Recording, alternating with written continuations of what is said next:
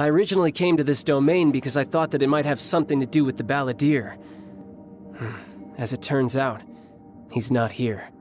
Scaramouche is in possession of a certain Gnosis, and we happen to have lost contact with him. I don't suppose it's a coincidence. Of course, it didn't surprise me in the slightest that Scaramouche would do something like this. My agenda as a Harbinger is to seek out combat, and nearly every Fatui Harbinger has an agenda of their own too. I'll let the Gnosis run for a while longer. I'm sure it's only a matter of time before you discover its whereabouts. When that time comes, Traveler, what will you choose to do? And where is your final destination? This changes everything. If you haven't played the Labyrinth Warriors event, to quickly summarize, we meet Xenian who's trying to renew her travel permit, so that she doesn't get deported from Inazuma. So we ask Kusera for help, but she's busy handling the situation where a nameless domain popped out of nowhere, spawning monsters from the gate. So we agree to help out Sarah in exchange for renewing Xenian's permit. Once we come to the domain, we meet a Shikigami with memory loss who guards the domain. The Shikigami leads us in and we meet Child, who is there because he heard there were strong enemies to fight. At the end of the domain, the Shikigami remembers who he was and Child tells us the actual reason why he's in Inazuma, to search for Scaramouche because he ran away with the Electro-Gnosis. The reason why this is so important is because we learn that Scaramouche didn't immediately return to Snezhnaya to hand over the Electro-Gnosis but instead went into hiding, betraying the Fatui. This excludes him as just a Fatui member and indicates that his role in the story is of much higher importance than we initially thought compared to Signora, who only served as the Fatui's minion. Child tells us that every Fatui member has an agenda, his being to seek out combat. And we can guess from the Husk of Opulent Dreams set that Scaramouche's agenda is to seek out what was rightfully his, a Gnosis. It states as following. He was originally born to be a vessel for a heart. But he shed tears in his dreams. His creator observed thus.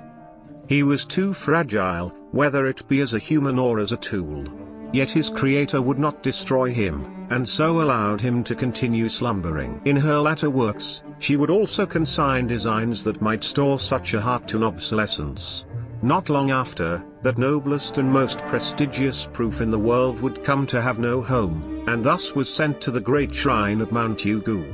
Later, the beautiful puppet awoke and began his wanderings. He observed many a heart, good ones, upright ones, strong ones, gentle ones. The puppet, too, desired a heart. Later, the lovely puppet would finally obtain that heart. It was, after all, his purpose for being, the very reason he existed.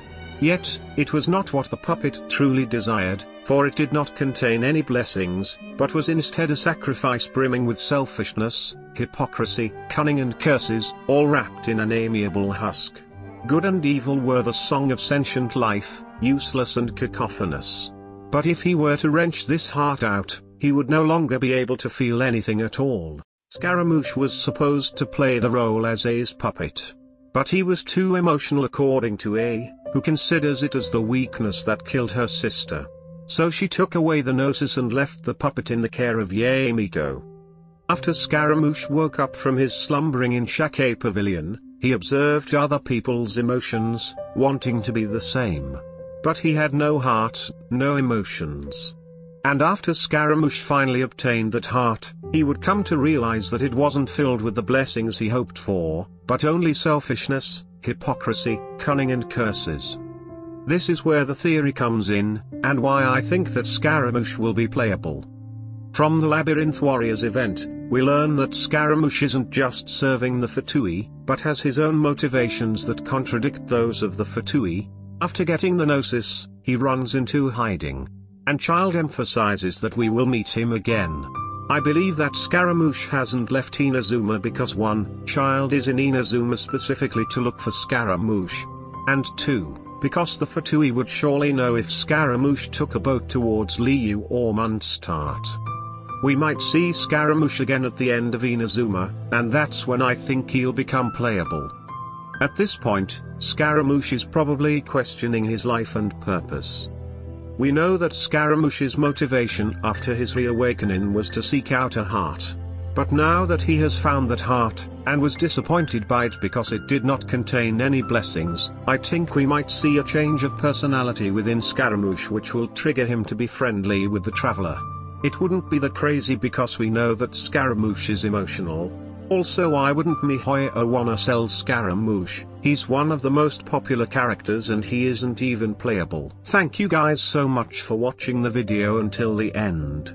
If you enjoyed it, be sure to leave a like and subscribe if you wanna see more. Goodbye.